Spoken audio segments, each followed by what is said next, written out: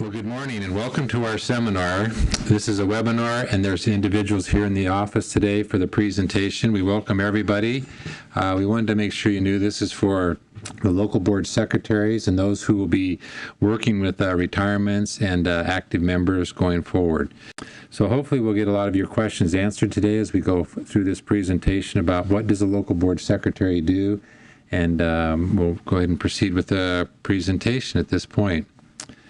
All of you know you have certain responsibilities and duties as a local board secretary, and there are certain objectives we'd like to cover today and discuss who is the local board secretary, why is a local board secretary necessary for each of the organizations, explain the duties and responsibilities of a local board secretary, as well as discuss some best practices. And then we'll be reviewing some forms and some other things later today.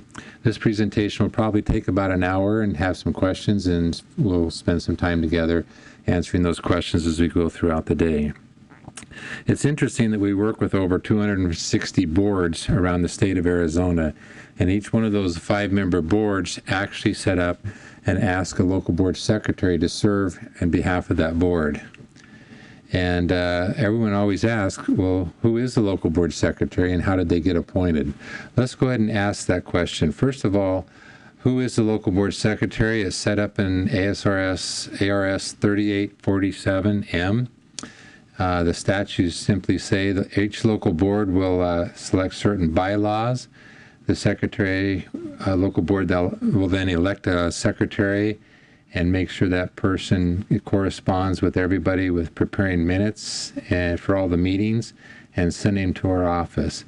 In other words, you are the go-between our office and all the local boards and decisions that are made as local board secretaries. Now, how many of you volunteered for this position?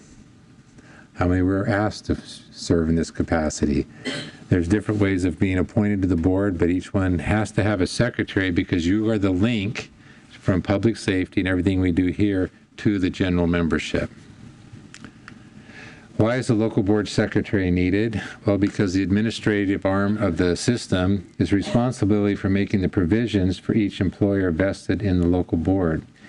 And each local board secretary is responsible for ensuring that these actions and decisions are carried out accordingly.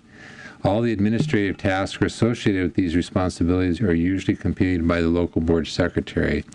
So that's quite an awesome, task to have, and sometimes daunting because you have to not only prepare the agendas and the paperwork and everything, but you also have to communicate with our office on the decisions your local board makes. We cannot make a payment for any type of retirement here at Public Safety unless you, the local board secretary, authorizes that through the local board meeting. So I want to make sure that's very clear that through the secretary we do all the correspondence. All right, what does the local board secretary do? Let's look at some of the duties and some best practices that we've found over the years. First of all, we found that if you're able to complete and submit retirement paperwork on all benefits, that's the #1 goal that a local board secretary would need to know how to do. If you're not sure how to do that, we'll be explaining some of those on how to do that today. You act as a liaison, as we mentioned, between the system and the local boards. We assist local boards with communication to their members regarding certain related issues. And as on the point #1, we do send out newsletters. You probably get them every other month about things that are going on with the system. We're going to be publishing what our returns are on a every other month basis. Any legislative changes will be coming out in the local board issues, so it kind of keeps you up to date on what's going on. As far as communicating with the members, you can take any parts of the newsletter, of course, and send it to the membership if it's necessary to keep them informed as well. Oftentimes you might have seminars at your office, and the local board secretaries would then conduct those seminars to communicate the information to the members. You're also responsible for preparing and making records of all the minutes of the meeting. And as we know, those minutes are supposed to happen at least twice a year. I know City of Phoenix is here today. You guys meet about every month, don't you? And San Carlos is here today. You guys meet periodically, but by law, you are required to meet twice a year and then send the minutes in to us. And also you can assist members with system benefit related questions. Now you might say, wait a minute, I didn't sign up for this. I didn't want to do all of this. Well, this is what your responsibility as a local board secretary is, to make sure each member who's contributing has the opportunity to retire, and it all funnels through the local board secretary. Let's talk a little bit about the retirement paperwork for a minute. It's to ensure the accuracy of all paperwork that's submitted to the system. In other words, any active member that takes anything that the local board, any action that's taken by the local board needs to be recorded in the minutes, whether it's benefit paperwork for a normal retirement, disability, a survivor, guardian death, or drop. Any type of paperwork, any benefits that we'd pay, that has to be run through the local board secretary. You'd need to get signatures from the member on the local board paperwork, on the retirement paperwork, and you'd also have to get signatures from the local board chairperson usually, unless they've designated you to sign the paperwork. So the point I'm trying to make here is that you have to make sure all the signatures are there, the dates are there, all the paperwork is reviewed prior to sending it to our office.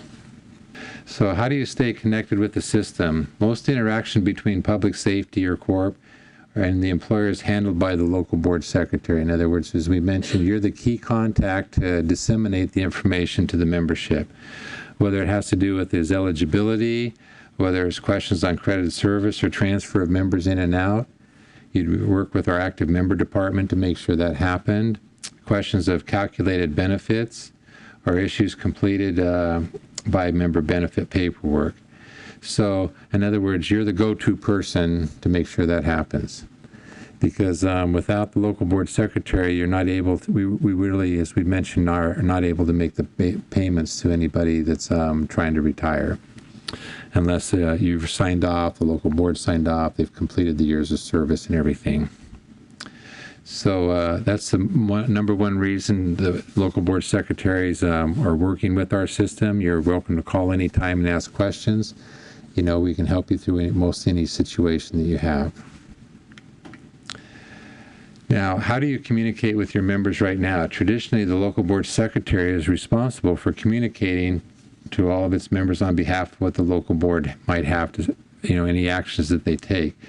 You may have meeting notices that you would send out. You'd also have annual member statements that would be provided to them. There's statute changes that affect the plan, local board decisions and local board elections for memberships that sit on the local board.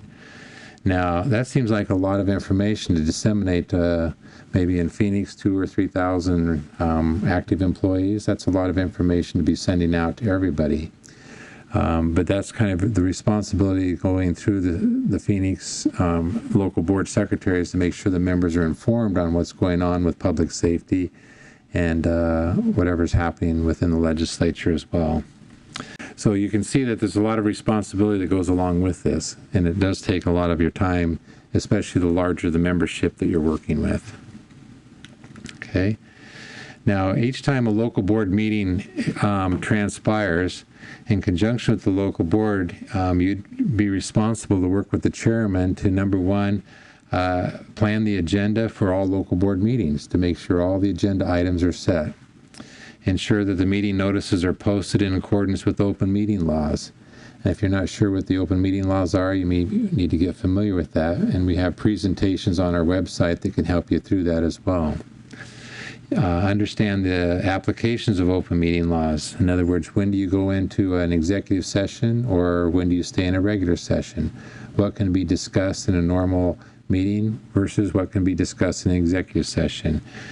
And then you'd want to make sure your agendas are very specific and very appropriate to what's going on with your board meetings. Also, you'd want to record and prepare all minutes of the meeting. Now, why is it that you need to send your minutes to our office? Any ideas? Obviously, the number one reason is so we know that you're actually meeting and authorize those payments to the members. You might send in all the paperwork, but without the authorization, we really can't make a payment. That's the number one reason. Another reason is to, if a person is transferring from maybe Phoenix to San Carlos or vice versa, we need to know that the local board knows about that and it's happened on the agenda, those types of things as well. So there's a lot of reasons to have meetings and discuss the things that need to happen within your own situation, within your jurisdiction. As far as assisting members, most members will be looking to their local board or their local board secretary to answer questions regarding the system, especially if they want to purchase some time. You can help. Our active members department can help you do that if they want to purchase time. If you're calculating a retirement estimate, we have spreadsheets available on the website and various tools to help you through that process. Our benefit options, they would look to you for a drop, a normal retirement, or disability. These inquiries are usually handled through a local board secretary or human resources, depending on where your city's set up.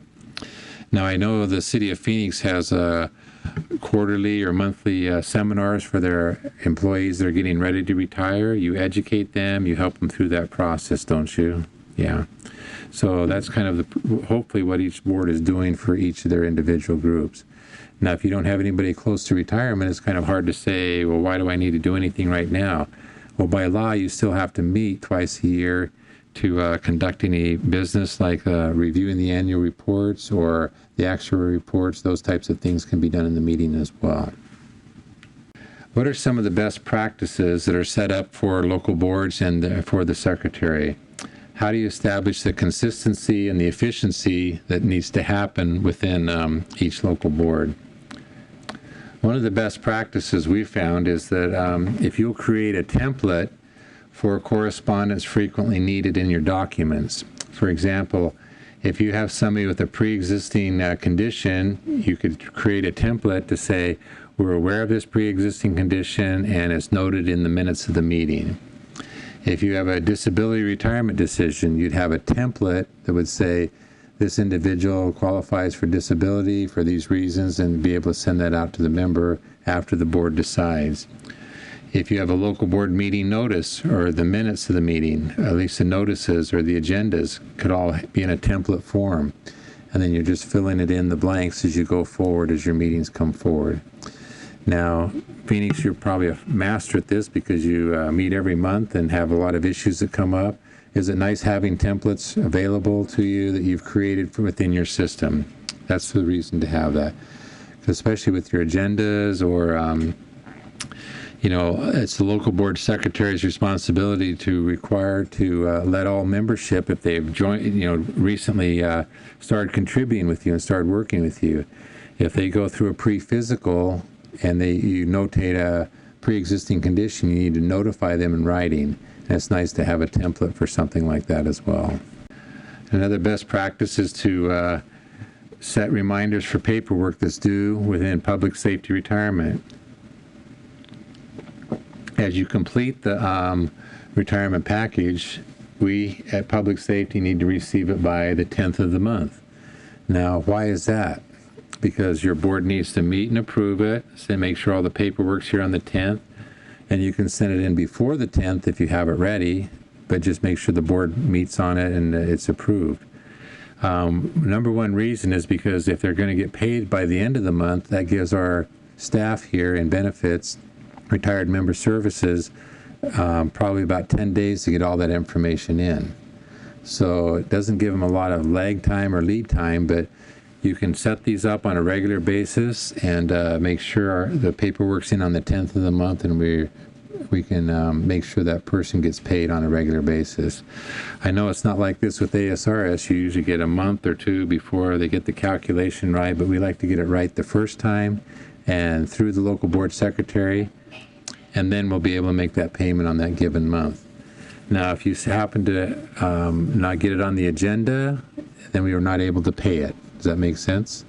If it doesn't get to our office on the 10th, there's a possibility it may not get paid. That's just kind of the cycle we have to stick with because they have so many to process, over 100 some given months from all the local boards, and they need from the 10th to the 20th to make sure that happens. Okay? Another best practice is to create retention procedures for local board documents. In other words, there should be some kind of folder that you have at your office where the meeting minutes are all set up and you can pull them out at any time and review them as necessary. Perhaps you have member files, active or inactive members. Those all should be available, so in case anybody needed to come by and audit your local board or anything like that, you'd have that information available, especially the many meetings that you've accepted them into membership, and notating any pre-existing condition or whatever they have in their member files. Another best practice is to sign up for the local board portal. Now, I don't know how many of you have done this, but we found this is probably one of the most valuable tools that you can do. And you can go to public safety, sign up for the portal, and that's set up for strictly the local board secretary. So you can actually go in and see all the contribution history that's available for the membership, and it helps calculate the high 3 years for that individual. Now, you might have your own payroll records that you can compare that to, and that's what you do, is you'd come up with what his base salary is, and then you could go into this particular site and verify that those contributions had been made and posted to this person's account. And I can tell you that this is one of the best tools public safety came up with in the last couple of years, so you can dial in and see what the member has for contributions to do his calculation. Does that make sense? Okay, so we'd encourage you to sign up for the local board portal. Another best practice would be ask other local boards for tips that they may have. Now, I know Phoenix has been around the block quite a few times and had a lot of experience with this. Sometimes other boards may be calling you. Or if you find a sister city around in your San Carlos area, you could find somebody out there that you could work with as far as a local board secretary who could maybe in Globe or somewhere that's closer, Safford, up in that area, that has gone through the process before. But it's always good to ask questions and make sure you're on the right track and doing the right things. And we always encourage everyone to ask a sister local board for any tips. What I'd like to do now is take a few minutes and go through the tools and resources that we have available on our website. Now, these are tools that were designed specifically for each local board and to help you assist in your membership. One of the tools that I'd like to start off with is the local board training section on the public safety website. Within this website, we have frequently asked questions. We have our training schedule that's set up going forward for a given quarter. We have our local board newsletters that are all archived, and we found if you go back and read some of that information, that may have explained some things that you may need to know about. Also, we have our video past trainings as far as the webinars that we've had on local board issues or local board membership or return to work. We've got investment reviews. A lot of webinars are now posted out on the website. So what I'd like to do is take just a minute, and if we could click on the local board training link and take a look at where that's at on our website. Screen will pop up if you click on this particular link, and you can see here in the member handbook area, right in the middle, there's a public safety member's handbook and a court member's handbook.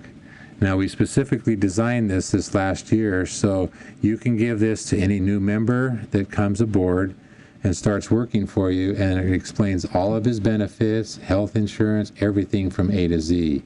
We found this to be a valuable tool for local board secretaries in some of their training as far as what their membership needs to know for retirement. So be sure you know where that link is at. It's on the local board training website. In the middle, we have the model rules for our local board procedures. And you can see that section is if you don't have any procedures set up right now, you can adopt these procedures as a local board and review those so you know what those procedures ought to happen for each of your local board meetings. And then we've got our frequently asked questions for return to work right underneath that. And we've got our also our local board training sessions that are coming up, like the one today. We have our webinar archives of all the presentations that have been made, so you can go back and review them individually as a board or as a local board secretary at your own convenience. And our newsletters and training, we've got our current edition out there that we recently sent out, plus the archived sections, and the local board training materials also. So what I'd like to do is click on the Retirement Instruction Manual right now, and we can go ahead and click there. You can see an entire manual appear for you to see. Now, if you're a new local board secretary, this is manual you want to read from cover to cover. It won't put you to sleep, but it will go through the process of the information that you need to know. So if we could just scroll down so you can see the table of contents of some information. So not only does it tell you why public safety was established, it gives you some general retirement information. It goes over the forms that are required for a retirement packet if you're planning to retire somebody, how a normal retirement is done, deferred, drop. So you can see if you click on any one of those things you're not sure how to do, let's go ahead and just click on disability retirements, page 30 for a second. It takes you to a disability checklist, for example. And that checklist would help you go through, these are the forms that public safety needs to have if a disability were to occur. Any special notes on disability, how you'd fill out the various forms. We found this to be, again, one of the more valuable tools for a local board secretary, so you're able to find out exactly what you need to do as a local board secretary. It is an instruction manual. It's set up to help you and assist you, especially if you're new, to go through any of the processes that you'll need to do. All right. So do you see the value of going through that? Have you been through that yet, Gail, or didn't know if you had? The statute. That's even better. Okay. But this is kind of what we wanted to show you, that we have a tools out there for not only the members handbook, but also the local board secretary handbook. We call this the Retirement Instruction Manual. Okay. So let's go ahead and go back now to our presentation if we could. So you can see there's a lot of tools to help you. And let's go ahead and click on the videos of past trainings. If you're not sure what they are, you can click there. The most recent one we have is the Public Safety Fiscal 2013 Financial Update in 12/11. So if you wanted to see how the system's doing on financial situation, you go to that one. If you wanted to find out about the legislative updates, you go to the one below that. There's procedural updates. We did a presentation on that back in May also. So as you can scroll through, there's a lot of different things you can go through. And we'd encourage, especially like San Carlos, if you're newly established, if you went to the local board training responsibilities of local board members, their duties, you could click on that and have your entire board watch that presentation or listen to that information if they're not sure what their responsibilities are. So you can see we have a variety of things this last year or so that we've developed, and they are there available for the local board secretaries to use and to help the membership as they move forward. Okay, let's go ahead and go back to our presentation now. Thank you. So with that said, these are just some of the tools that we have, some resources available to you. Another one, a tool to help you, as we just mentioned, the Retirement Instruction Manual. We clicked on that just a minute ago because there's actually two manuals. If a person was hired before 1/1/2012, or if they're hired after 1/1/2012, it's a little different set of instructions that you'd need to go through to help that individual actually retire. So these are just, again, tools that are on the website for you to become more proficient as a local board secretary. Now, I know if you ever want to know how to interface that with actually doing a retirement, you could click on the retirement spreadsheet. So let's click on that one now for public safety. Maybe you have a retirement coming up, and if you were to click on a particular retirement form, membership before 1/1/2012, and you clicked on that spreadsheet, it would then bring up the information for you to fill out from public safety. And it would give you a few instructions if you're using certain Excel documents. You can go ahead and enable the content. What I wanted to show you here is you can see this is the input sheet on this particular page. You'd put today's date, the day he's retiring, any spousal information, any dependent information for the children. All the information would go in these particular on this spreadsheet. And you can see down at the bottom, if you click on the actual form, it would fill in the form for the retirement.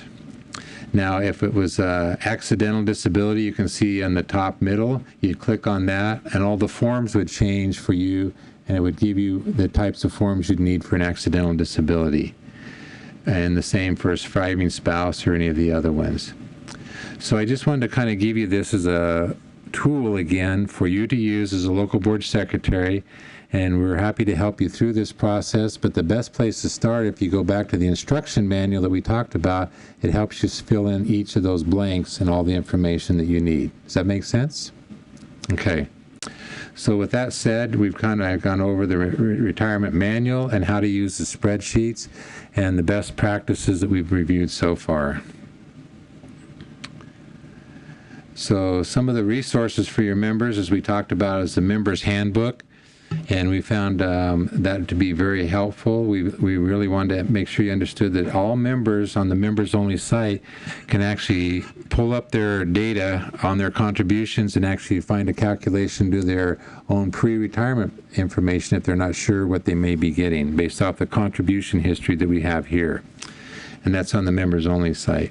So let's go ahead and take a minute now and look at the members handbook. If we can click on the public safety one. And again, this handbook is set up for those who are fairly new to the system, or even existing members that are around their 17th year could use this and go through and find out what their benefits are.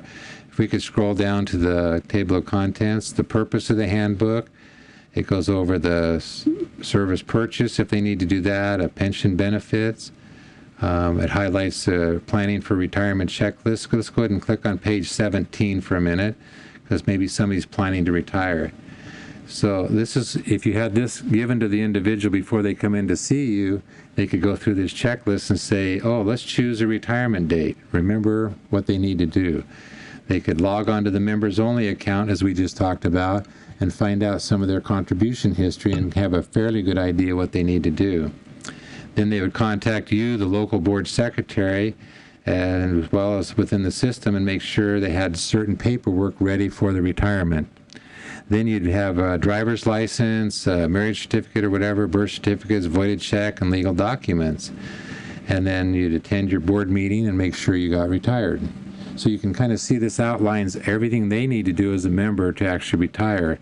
And this has been another valuable tool for the membership to have before they come to your retirement meetings or anything like that. Okay, so let's go ahead and go back to our presentation material. If you click on the members only site, every member should be able to click there and sign in and create an account with a bona fide email account and also a password. And again, this is where they can review their contribution history and find out what they've contributed to public safety. And they can actually do this after retirement and look up things like their 1099s and various information afterwards. Okay, if we can go back to the presentation material. We talked about the PSPRS YouTube and Facebook. Those are also tools. If you click on those, you can see where they're going to take you to as another tool to help you with your job. So which one do you want to click on there? Just click on one of them. There you go, Facebook. I don't know how many are into Facebook, but a lot of members are now signing up for Facebook to get periodic updates. And it also goes through various presentations that they can see as well. So that's just another tool we're developing recently to make sure our membership is up to date and information's out there for them.